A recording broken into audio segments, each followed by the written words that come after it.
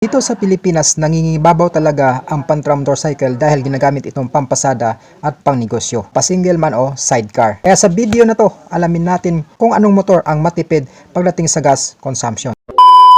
6 na pinakamatipid pagdating sa gas consumption. Itong Barako 2 175. Kilala ito sa pagiging malakas at matatag.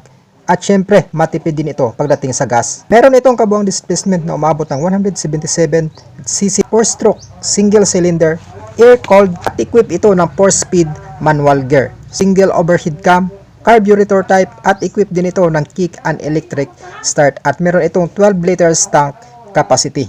Kaya nitong mag-produce ng power output ng hanggang 12.74 horsepower sa kada 7,500 RPM at meron itong max torque na umaabot ng 13.1 Nm sa kada 4,500 RPM. So meron itong updated price ngayong 2023 na umaabot ng 97,300 in cash. Tapos meron itong 11,500 down payment at merong 4,700 installment good for 3 years. Meron kang rebates dito kapag updated ka magbayad na umaabot ng 500 pesos. Itong si Barako 175 mga idol is kayang mag-fuel average consumption ng hanggang 57 km per liter. So goods na goods talaga itong mga idol pagdating sa pampasada, mapa-single man yan or mapa-sidecar. So top 5 Yamaha YTX 125 na may kabuang displacement na umaabot ng 125cc, 4-stroke, 2-valve, single overhead cam, air-cooled, carburetor type at equip ito ng 4-speed manual gear. So may starting system ito na kick and electric start at may fuel tank capacity na umabot ng 7.6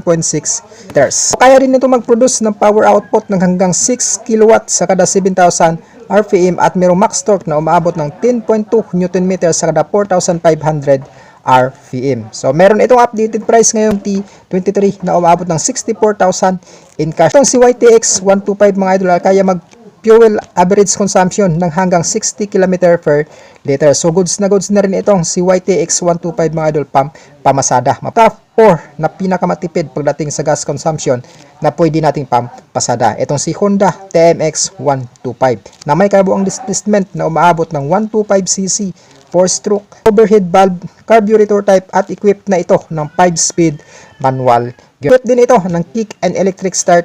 May fuel tank capacity na umabot ng 8.6 liters. Ito mag-produce ng power output ng hanggang 7.16 kW sa kada 8,000 RPM na may max torque na umabot ng 9.1 Nm sa kada 6,500 RPM. Meron itong updated price ngayong 2023 na umabot ng 59,500 in cash. May 2,500 na down payment at may 2,700 na monthly installment good for 3 years. At syempre kapag updated ka magbayad, may rebates ka na 200 pesos. Kaya mag-fuel average consumption ng hanggang 62.5 km per liter. Pakagods nito sa pagdating sa pampamasada, mapa-single man yan o mapa-sidecar. Top 3 Kawasaki Bajaj City. Meron itong kabuang displacement na umaabot ng 149.5cc, 4-stroke, air-cooled, 2-valve, single cylinder, carburetor type at equip ito ng 5-speed manual gear na may starting system na kick and electric start at merong fuel tank capacity na umabot ng 10.5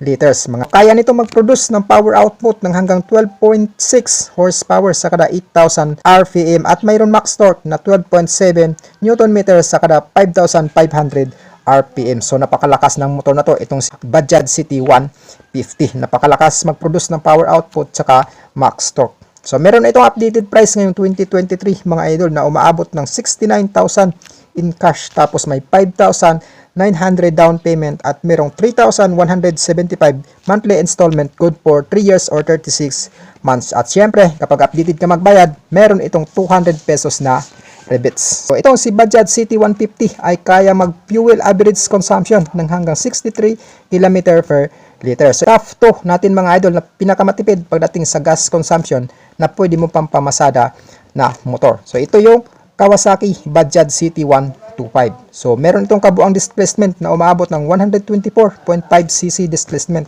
4-stroke, 2-valve, single cylinder, air-cooled at equip ito ng 5-speed manual gears. Siyempre, ito ay carburetor type din at equip ng kick and electric start at may fuel tank capacity na umaabot ng 10.5 liters. Kaya mag-produce ng power output ng hanggang 9.86 horsepower sa kada 7,500 500 RPM at merong max torque na umaabot ng 10.5 Nm sa kada 5,500 RPM. So, ngayong 2023, meron siyang updated price mga idol na umaabot ng 60,000 in cash. Kaya nito mag-fuel average consumption ng hanggang 67 km per liter. So, napakatipid ng motor na to. Siyempre mga idol, ang top 1 natin na pinakamatipid pagdating sa gas consumption na pwede nyong pamasada. Itong si Bajaj City 100. So, meron itong kabuang displacement na umabot ng 102cc displacement, 4-stroke, 2-valve, air-cooled, single overhead cam, carburetor type at equipped ito ng 4-speed